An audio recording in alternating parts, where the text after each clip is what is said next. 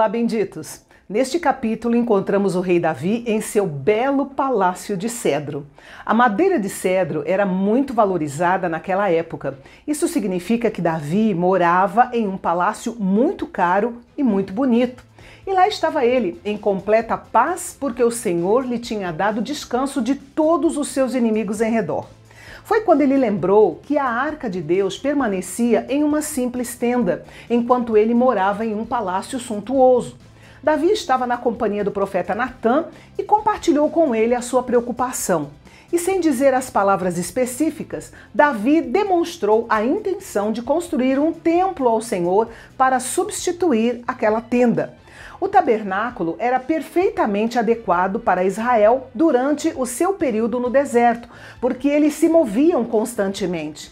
Mas agora que Israel estava seguro na terra e a Arca da Aliança estava em Jerusalém, Davi pensou que seria melhor e mais apropriado construir um templo para substituir o tabernáculo.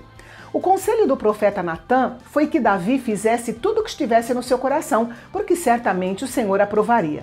E aqui temos uma advertência. Devemos ter cautela ao aconselhar outras pessoas sobre questões importantes, porque nem sempre nós temos a resposta certa. Talvez a nossa opinião não seja a resposta de Deus.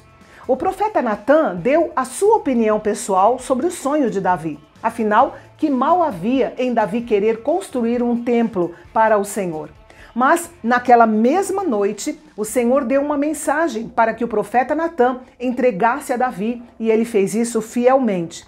Deus falou para Davi que ele não deveria construir um templo para ele. Havia outro trabalho designado para ele fazer, que deveria ser prioridade.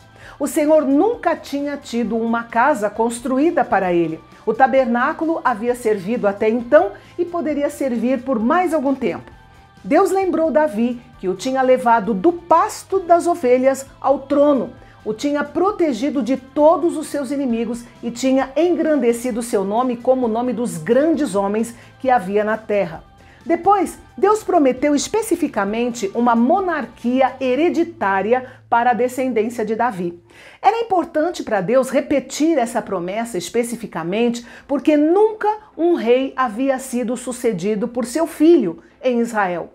A família de Saul havia sido extinta, mas a família de Davi permaneceu até a chegada do Messias. Sua família governou sobre Israel por mais de 400 anos. Note que a igreja deve sua existência ao fato de Deus ter usado a família de Davi para trazer ao mundo o Salvador.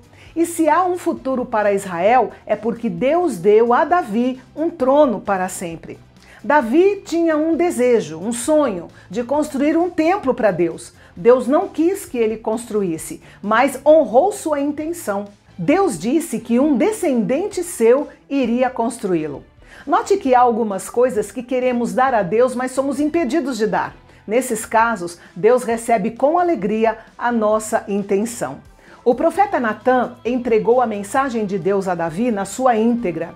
E a forma como Davi reagiu à mensagem de Deus é um ótimo exemplo a ser seguido nos dias de hoje. Ele se humilhou diante do Senhor, chamando a si mesmo de servo pelo menos 10 vezes, nos versículos 18 até o 29. Davi aceitou humildemente o não de Deus para construir o templo e quando sua proposta foi posta de lado, ele não murmurou, mas aceitou e orou. Ele fez uma oração de ação de graças, louvando ao Senhor pela sua misericórdia. Depois, em sua oração, Davi reconheceu a verdade maravilhosa de que Deus havia escolhido Israel como seu povo para sempre. No versículo 25, Davi muda sua oração de louvor para uma petição ousada, pedindo ao Senhor que confirme e cumpra a palavra que falou a respeito dele e da sua descendência. E continua dizendo que quando Deus fizesse essas coisas, cumprisse suas promessas, o nome dele, do Senhor, seria engrandecido. E ele termina a sua oração com a esperança de que Deus se agradará em abençoar a sua descendência. E no próximo episódio, nós vamos ver o resumo das vitórias de Davi. Por onde quer que ele ia, Deus lhe dava vitória, até que o seu reino ficasse totalmente em paz. É amanhã, aqui no Canal Bendito. Eu espero você. Até lá!